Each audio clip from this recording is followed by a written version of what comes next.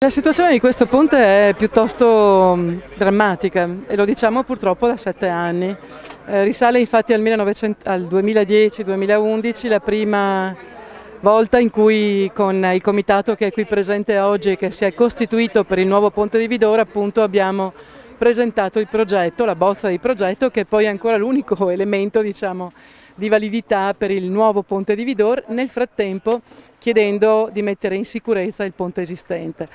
Risale al 2016 ancora, sempre documentato, un incontro con De Berti, con l'assessore allora e attuale ai lavori, alle infrastrutture e trasporti del Veneto, in cui abbiamo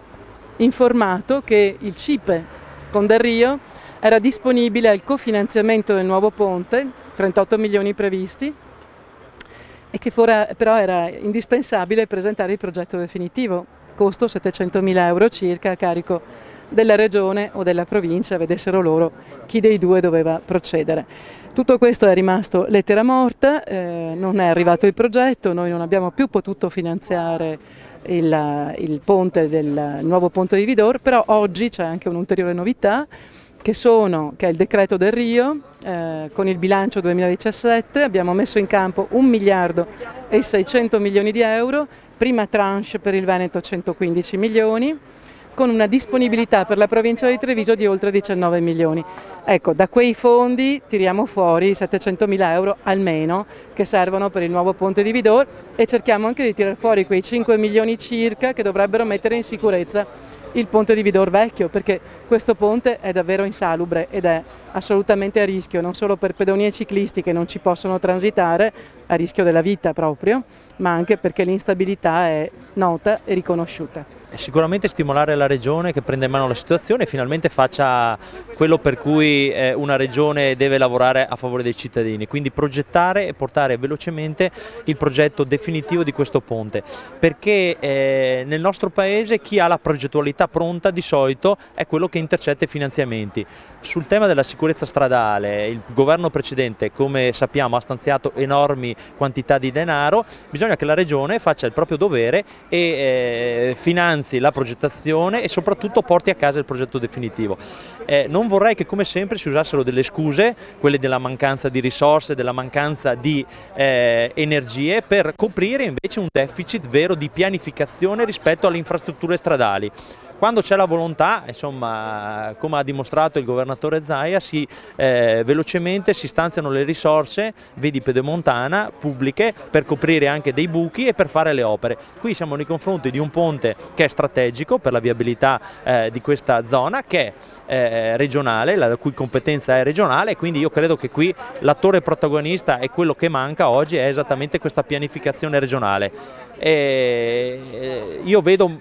ho seguito molti progetti di viabilità in tutto il nostro paese, in tutta la nostra regione, e vedo che quando gli enti si muovono velocemente e progettano, poi i soldi arrivano, e quindi questo è il messaggio che dobbiamo mandare alla nostra regione e ovviamente anche alla provincia di Treviso, perché progettino un ponte efficace ed efficiente che metta in sicurezza la viabilità stradale, ma io credo con dignità. Oggi abbiamo la necessità di mettere in sicurezza i pedoni e i ciclisti rispetto a un asse anche del cicloturismo e della bellezza del nostro territorio, che vede questo punto come un punto strategico, e quindi su questo dobbiamo lavorare. È importante tenere desta l'attenzione dei cittadini e delle istituzioni sul problema del ponte, e dopo la tragedia di Genova per fortuna anche su questo nodo strategico si è svegliata l'opinione pubblica, e anche il Presidente Zaia ha messo in rilievo come